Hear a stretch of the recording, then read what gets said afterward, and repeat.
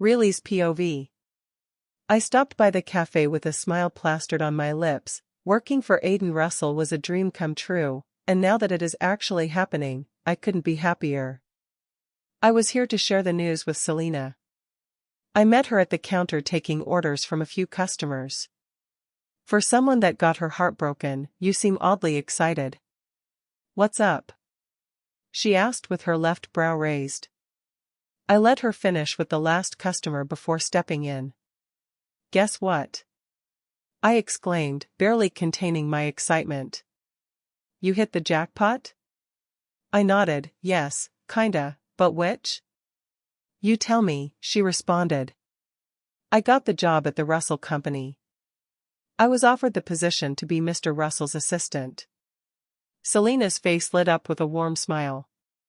That's amazing, Riley. Congratulations. Tell me, is he hotter in person? I scoffed, oh please, he's my boss, don't go there, I warned, and she shrugged. She held my hand in excitement as we celebrated, but a familiar voice interrupted from behind. Noel. I see you are after rich men now. Trying to seduce them, he mocked with a hiss. He just had to ruin the moment. He had a smirk on his lips with his hands dipped into the pocket of his pants. I felt angered and hurt but chose to contain it. He wasn't worth it. You're so cheap, Riley. I've always known you were a gold-digging slut, but I didn't think. And how is that your business? I cut him off. He hissed, his eyes glinting with malice. You're pathetic, Riley. You think you can just sleep your way to the top? Selena cut him off, that's enough. She intervenes. I held on to her, shaking my head. I didn't want her risking her job. Noel won't hesitate to fire her. It's okay, Selena, he's not worth it. I said, sending him a glare, I'll catch up with you later after work. Excuse me, I said, walking past him. He wanted to humiliate me, and I wasn't letting that happen. The truth was, I was no longer sad about his betrayal. I was still angry, but he wasn't worth me. I've come to realize that. The next day was my first day at work, so I made sure to get ready and report as early as 7 a.m. I wanted to make a good first impression. As I walked to my office, I bumped into a well-dressed woman. She was a definition of sophistication, dressed in a sleek designer outfit that looked like it belonged on a catwalk. She eyed me from top to bottom, her gaze lingering on my outfit. So you're the boss's new favorite pet, she said, her voice dripping with sarcasm. My cheeks heated up in embarrassment, avoiding her gaze. I apologize, I didn't mean to bump into you. Please, let me. She sneered, turning away and leaving. I bit on my bottom lip. So much for making a good impression. God, Riley. Don't mind her, she's Elena, our top designer. Super talented, but obsessed with the boss. And everyone in the company knows she wants to be the boss's girlfriend or future wife. I raised an eyebrow, intrigued. Really? The colleague nodded. Yeah, and you're her target now since you're the assistant, and you get to spend time with Mr. Russell almost 24/7. I rolled my eyes. I'm not interested in bosses and rich people, they're all egocentric and spoilt. Just then, Elena walked back holding a cup of coffee. She must have overheard our conversation, judging by the glare she sent my way. I had badmouthed her man after all. She marched to me, making my stomach churn. She caught me off guard by throwing the hot coffee all over me. Even though it wasn't hot enough, I felt the pain of being humiliated. I am watching you, lowlife. Stay away from Aiden, or I will make sure your stay here doesn't last. I can make your life more miserable than it already is, she spat. Tears accumulated at the brim of my eyes. Before I could burst out, Mr. Russell's voice interfered. Oh my God, Aiden, it's good you came. This new assistant is crazy. She insulted. She was clearly the one bullying me, so why did she say I was crazy? She walked to him. I mistakenly missed a step and spilled coffee on her, and I apologized, but she has been raining insults on me, she lied. Miss Flynn, clean yourself up before going to my office, he ordered before turning on his shoe and walking away. My heart dropped.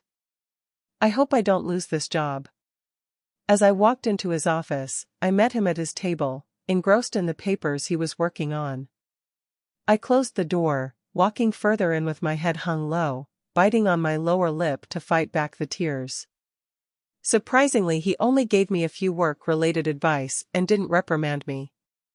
He laid some precautions, emphasizing the last one, don't mess up with Elena. I nodded, but... He cut me off. What's your beef with Elena? He asked. Nothing, sir. I am just here to do my job, and that's all, I responded, my voice a little bit shaky. I didn't miss a look of disappointment in his eyes, which made me wonder in confusion. He remained mute. I expected him to stand up for Elena and be on her side, but to my utmost surprise, he didn't. He only advised me to focus on my job and stay out of trouble. Maybe not all rich folks are arseholes. My second day at work was a bit hectic and tiring. Mr. Russell has just called for an emergency meeting that lasted almost an hour.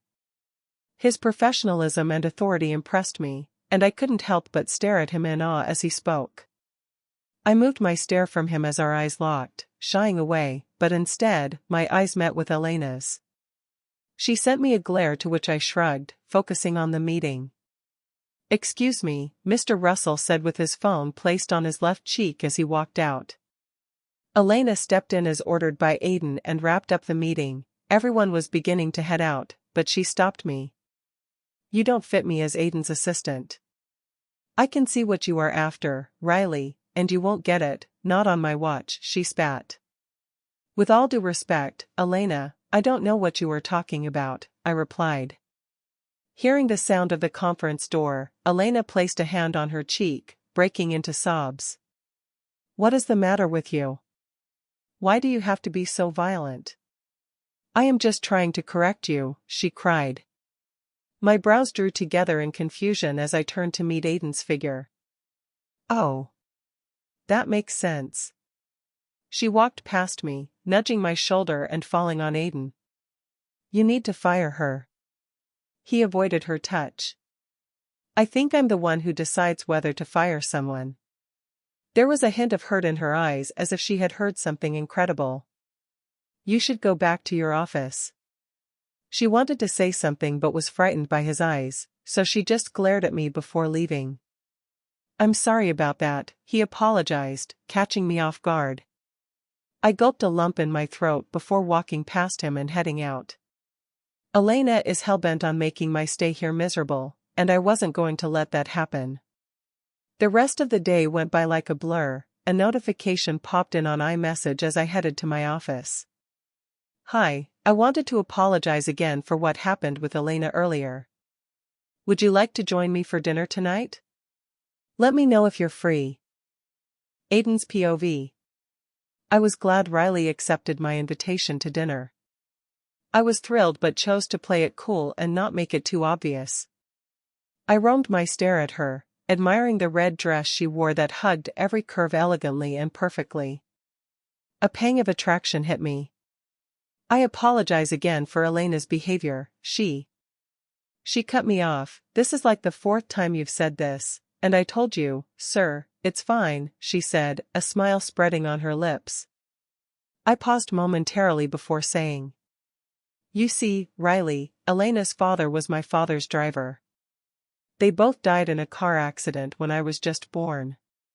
I've known Elena since we were kids, and I've always felt responsible for her. Her expression changed to sympathy. I'm so sorry, Mr. Russell. I had no idea. I nodded, taking a sip of my drink. Yeah, it was a tough time for all of us.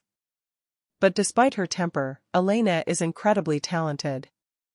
I've tried to ignore her bad behavior as long as she's not too out of control. Riley nodded, I get it. She's lucky to have you as a friend. I smiled, letting out a breath. There was something about her that interested me. The evening went by like a blur, and I had to drive her home. As we stood outside her apartment, Riley turned to me and smiled. "Thank you for tonight, Mr. Russell. I had a great time." I chuckled. "Aiden, call me Aiden, please." "I believe we're past the formalities," I said. She nodded with a blush that I didn't miss. God, she was beautiful. After saying our goodbyes, I proceeded to head home. As I reached home, I got a call from Diego with regards to the case. "Aiden, we've hit a snag in the investigation. We need your help to look into Riley's background and see if we can find any clues," he said. My brows furrowed as I rubbed on my temples. I liked her, and I wanted to work on our relationship, but on the other hand, I needed to save my grandfather. He is family after all, and the only one I have left. I took a deep breath, trying to clear my head. "What do you need me to do, Diego?" "We need you to get close to her, Aiden. See if you can find out anything about her past, her family, or anything that might be relevant to the case." I agreed to it, cutting off the call. I felt a pang of guilt. I didn't want to use Riley, but desperate times. The following day I decided to arrange a business trip with Riley, a perfect opportunity to ask her some case-related questions, so the trip was just an excuse to get closer to her. We arrived in Chicago by 8 p.m. We were going to spend a week or so, just enough time to get some answers that could help the case. As we drove to the hotel we would be residing in, Riley cut through the silence. "Aiden, I booked the flight and hotel, but there was only one room left at your hotel, so I reserved another room at a nearby hotel for myself," she said, looking at me with a smile. My face dropped into a scowl, feeling disappointed, but I quickly masked it away. Sharing a room wasn't a bad idea, but I guess she'd be uncomfortable. God, she's so innocent.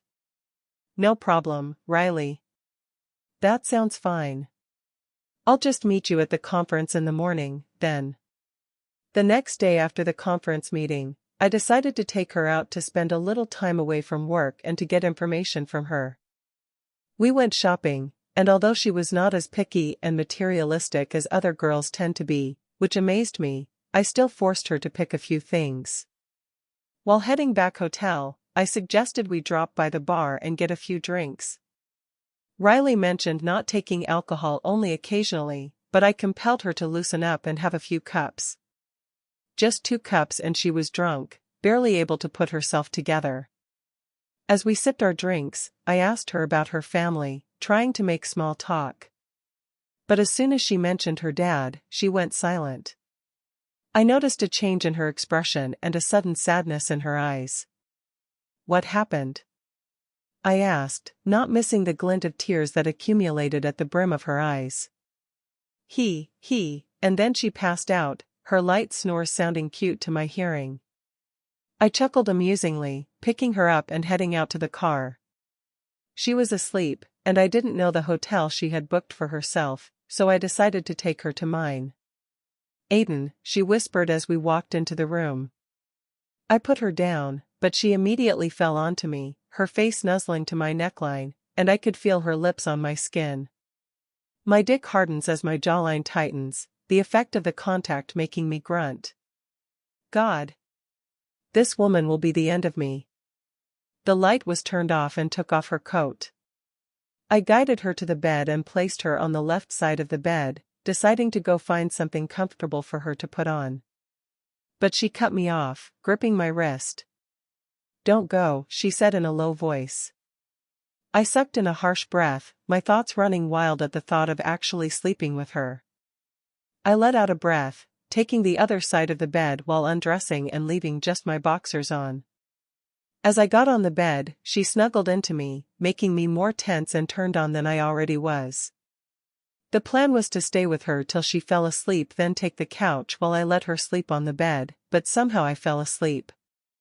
And the next morning, as I stirred up from sleep, I met with Riley's accusing tear-filled gaze.